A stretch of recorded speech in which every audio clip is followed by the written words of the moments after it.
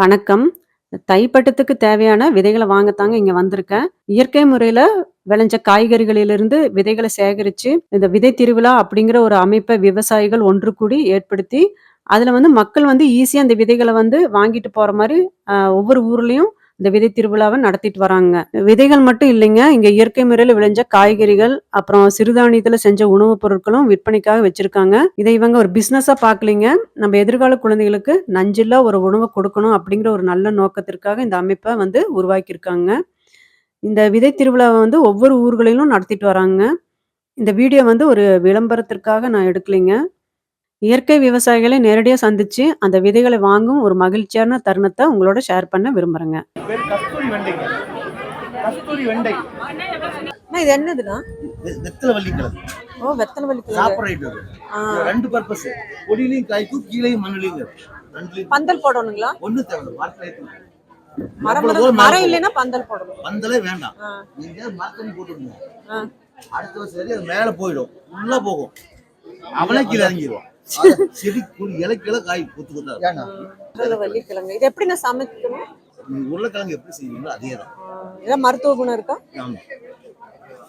நார்மலா நம்ம கிழங்கு நம்ம ஃபீட்டபிள்ல ஒரு கிழங்கு. ஓகேண்ணா. பூமிக்கு கீழே விளையாடுற எல்லாமே மருத்துவ குணம். முதல்ல நம்ம கிழங்கு தான் சாப்பிடுவோம். ஆமா, அப்புறம் தான் போயிடுச்சு. இது சிறகவரை இல்லைண்ணா? சிறகவரை. அது ஒன்று எடுங்க. இதுவரை சாப்பிட்டது இல்லைண்ணா. நான் அன்னைக்கு போய் சாப்பிடுவோம். இது எவ்வளோண்ணா? கிலோ 40 ரூபாய்.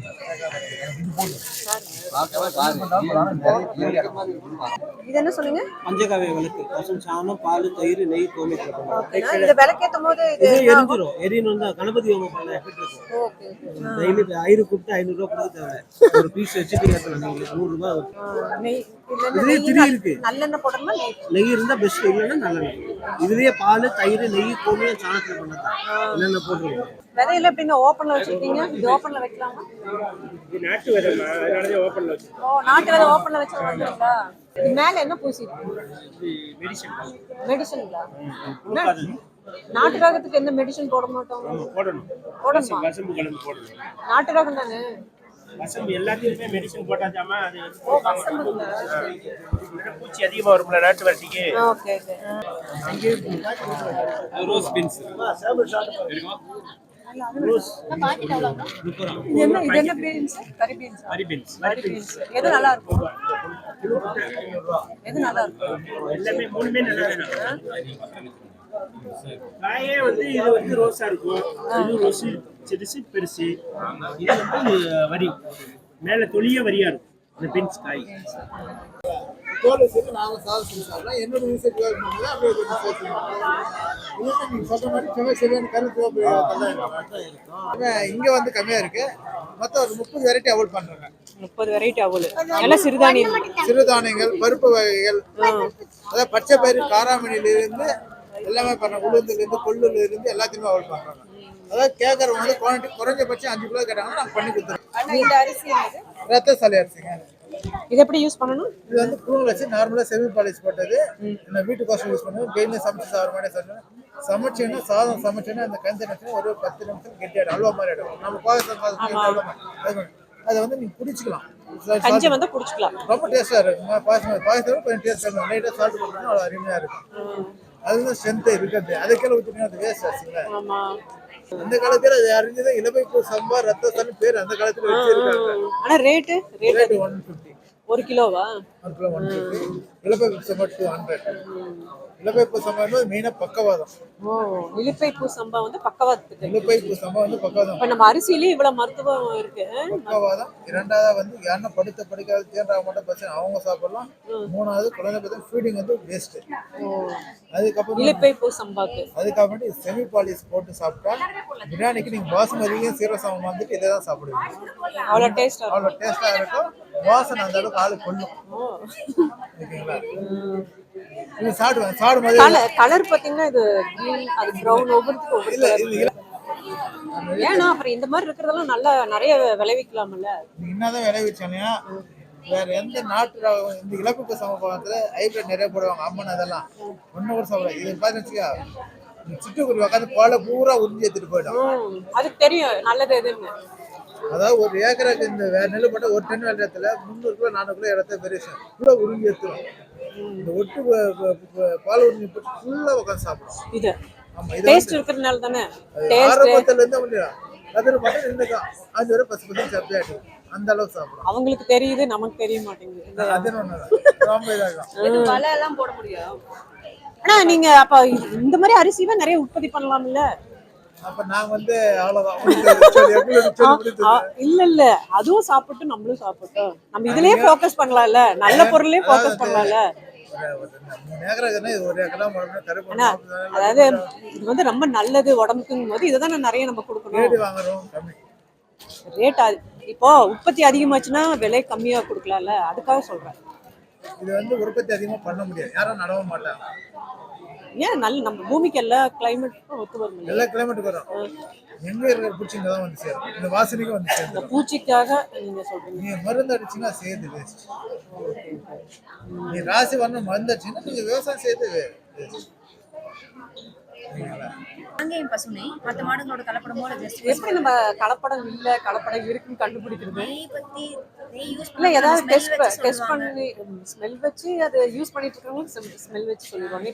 நல்லா இருக்கு, சூப்பரா இருக்கு. மனம் இந்த மாதிரி நார்மல் இதெல்லாம் இவ்வளவு மனம் வராது. இந்த மாதிரி டெக்ஸ்சர்லயும் வராது உங்களுக்கு. பாத்தீங்கன்னாலே உங்களுக்கு எவ்வளவுங்க பனிக்கிறது மாதிரி கட்டும். இது வந்து 380 மேம், 200 ml. மற்ற மாடுகளோட கலப்படமோ இல்லை ஜெர்சி பசுவோ கிடையாது. காங்கேயம் பசு பால் வந்து மட்டும் ப்ரிப்பேர் பண்றது. A2 சொல்லுவாங்கல்ல, A2 மில்க். கொம்பு தேன் இருக்கு, டேஸ்ட் பண்ணிக்கலாம். இது நம்ம பெட்டி வச்சு வளர்க்கறது கிடையாது, காட்டுக்குள்ள இருந்து டைரக்டா கொண்டு வரது தான் ரா ஹனி. இது சிறுதேனின்னு சொல்லுவாங்கல்ல, சின்ன ஈ, அது மட்டுமே கட்டுற தேன் கூட்டுல இருந்து எடுக்குது. இந்த மகரந்தம் இல்லாமல் அதிலே தான் இருக்கும் உங்களுக்கு. எந்த அதாவது ஃபில்ட்ரேஷனோ அடல்ட்ரேஷனோ எதுவுமே கிடையாது, ஜஸ்ட் ரா ஹனி. நல்லா இருக்கு.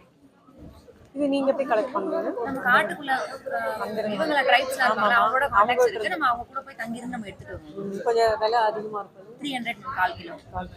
ஏன்னா கொம்பு தேன் வந்து தேன் கூட இவ்வளவுதான். ஆமாமா இருக்குது. நல்லா இருக்கீங்களா? நல்லா இருக்கேன். நீங்க? நான் நல்லா இருக்கேன். பிசினஸ்ல எப்படிங்க, பரவாயில்லைங்களா? பார்த்த கொடிசியா எல்லா இடத்துலயும் ஸ்டால் போட்டுறீங்க, பரவாயில்ல.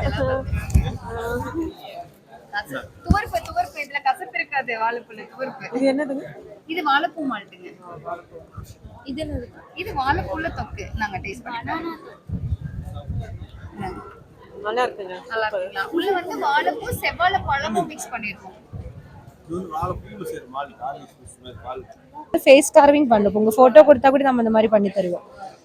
போட்டோஸ் எல்லாம் இல்ல, இது ஹேண்ட் கார்விங் தான் ஃபுல்லாவே.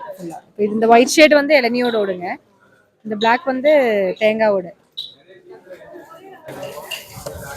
அதுல வந்து ஜுவல்ஸ் பண்ணிட்டு இருக்கோம். ஜுவல்ஸ் நல்லா இருக்குங்க. இது வந்து கீ செயின். இது கீ செயின் பெண்டன்ட் மாதிரி போட்டுக்கலாங்க. இது எல்லாமே வந்து ஜுவல் பீசஸ். எல்லாமே கீ செயின். இப்போ கிச்சன் யூட்டென்சில்ஸ் பண்றோம். இது வந்து வுடன் கிளாக்குங்க. பேஸ் வந்து கருவேலன் வுட். கருவேலன் வுட். இது வந்து இளநியோட ஓடு. இளநியோட ஓடுல வந்து ஹேண்ட் கார்விங் பண்றது அந்த நம்பர்ஸ். இளநியோட ஓடு அந்த நம்பர்ஸ்லாம் இல்லைங்களா? அது நீங்க கஸ்டமைஸ் பண்ணிக்கலாம். இப்போ யோகா போஸ் போட்டிருக்கிறோம். ஆமா, அரபிக் நம்பர்ஸ் போட்டிருக்கிறோம். இது வந்து வேர்டிங்ஸ் போட்ட மாதிரி இருக்கும். இதுவும் கடந்து போகும் அப்படிங்கிற மாதிரி. நீங்க மேரேஜுக்குலாம் கிஃப்ட்லாம் பண்ற மாதிரி இருந்தா கப்பல் நேம் போடுற மாதிரி கஸ்டமைஸ் பண்ணி வாங்கிக்கலாம். மெயினா கஸ்டமைசேஷன் தான் பண்றோம். அந்த டிசைன் அது நேச்சுரலான அது கிரெயின்ஸ் தான், அதோட வுட்டோட கிரெயின்ஸ் தான். இதோட கிரேட்ஸ். இது வந்து பேம்பூல பண்றதா, ரெயின் ஸ்டிக் அப்படின்ட்டு. சவுண்ட் வருது. நம்ம இந்த சவுண்டுக்காக யூஸ் பண்றது. Healing therapy, sound therapy use பண்ணுவாங்க. பேம்பூல பண்றது. அது உள்ள என்ன இருக்கு? உள்ள வந்து சீட்ஸ் போடுவோம். சவுண்டே நல்லா இருக்கு. அந்த சவுண்டுக்காக அந்த மெடிடேஷன் பர்பஸ்க்கு யூஸ் பண்ணுவாங்க. எல்லாமே கிஃப்ட் கொடுக்கலாம். எல்லாமே gift purpose தான். இது என்ன ரேட்? 1000 ரேஞ்சில் வருங்க இது எல்லாமே. இது வந்து ஃப்ளவர் பாட் மாதிரி யூஸ் பண்ணிக்கலாங்களா? அது வந்து கேண்டில் போட்டுக்கலாங்க. நம்ம உள்ள வந்து கேண்டில் போட்டு அந்த ஷேடோ வந்து அழகா தெரியும். நம்ம யூஸ் பண்றது மல்டி பர்பஸ் தான். நம்ம வந்து 9 வெரைட்டிஸ்ல லட்டு செய்யறோம். அதுல எள்ளுக்கல்லை தவிர எல்லாமே வந்து நெய் லட்டு. நம்ம அதுல வந்து சர்க்கரைக்கு பதிலாக வெல்லம் தான் ஆட் பண்றோம். ஏன் சர்க்கரைக்கு பதிலாக வெல்லம் ஆட் பண்றோம்? வெல்லத்துக்கு சர்க்கரை அன்ஹெல்தி, அதனால நம்ம வெல்லம் ஆட் பண்றோம்.